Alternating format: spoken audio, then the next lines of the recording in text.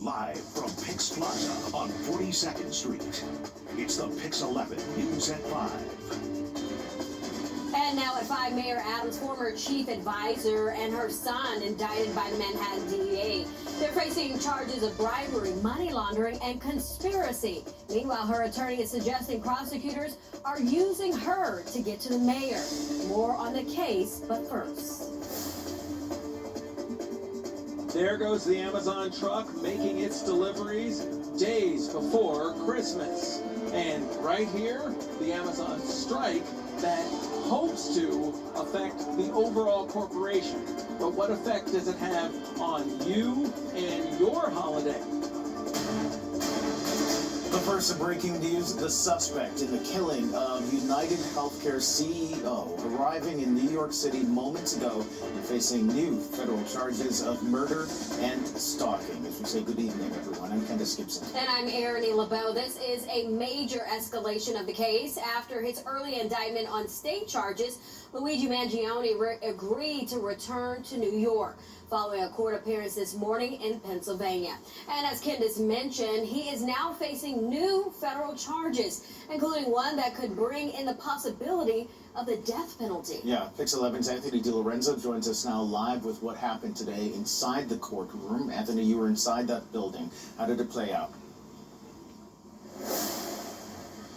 Well, Candace, 2 weeks after this case captivated the country, Luigi Mangione was on the 26th floor of the federal courthouse here downtown late this afternoon for a 30-minute hearing. He was dressed up in a blue sweater, a collared shirt, and khaki pants, but his legs were shackled. He stood in between his two defense attorneys, who happened to be husband and wife, and they did not request bail at this time, so Mangione is heading to a Brooklyn lockup at this hour, or he will wait for the next hearing next month. He simply answered yes to several questions to the judge as if he understood the charges that were lodged against him, filed in federal court today.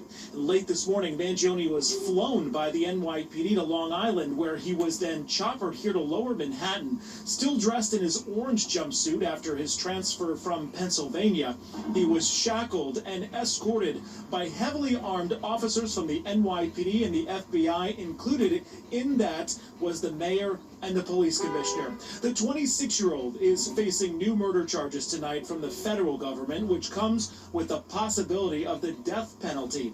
He is being detained tonight without bail for the murder of Brian Thompson on December 4th. The United Healthcare CEO was gunned down in Midtown at an investors conference. Prosecutors allege he was stalked and that Mangione planned the assassination carefully for months. The mayor today condemning the killing and the fallout. This act of terrorism and the violence that stems from it is something that would not be tolerated in the city. We wanted to personally be here to show the symbolism of leading from the front. I would say this over and over again. The radicalization that is taking place across our country, we cannot ignore.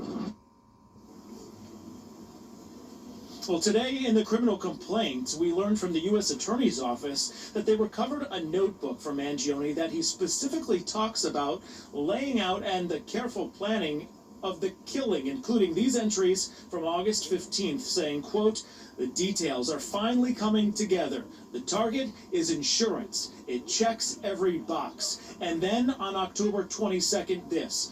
1.5 months, this investor conference is a true windfall, and most important, the message becomes self-evident. Those writings allegedly made by Luigi Mangione and recovered by investigators. Officials say his hatred for corporate America and the insurance industry drove him to commit this murder. The Manhattan District Attorney also running a parallel case. It's unclear if it will go forward, as the federal case does trumpet at this point in time, but he is again facing murder and held without bail tonight in these federal charges that were filed just earlier today.